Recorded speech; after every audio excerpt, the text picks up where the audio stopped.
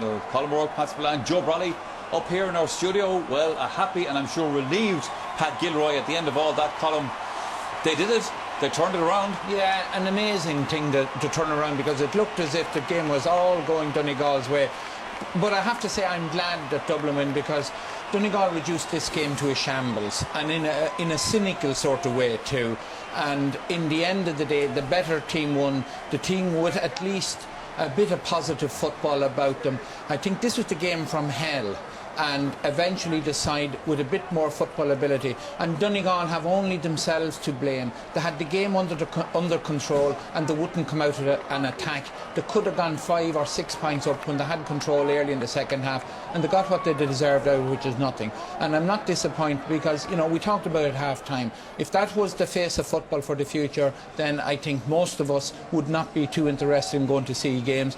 Donegal would say, well, you know, we cut our cloth to suit, but, you know, there has to be a bigger picture here, and, you know, if that's what they're going to provide, then most people wouldn't want to see it. One thing for sure, Pat, it wasn't great football, as everybody knows. Thanks, I figured it out myself. That's an understatement. But it was edge of the seat stuff. It was edge of the seat stuff. Today was a victory for Dublin and a victory for Gaelic football. I would agree with all the comments that Colin made. I mean, Gaelic football, as Donegal wanted to reduce it to, would degenerate into a shambles. A game which involved one team stopping the other team from playing. And thankfully, the one team who wanted to play football, who were a little bit more positive, Dublin, won the game. And they won it because we've seen them 3 times this year falling behind. We saw it twice, once against Wexford, falling behind, playing badly. Today, falling behind. And against Kildare, they had 14 men.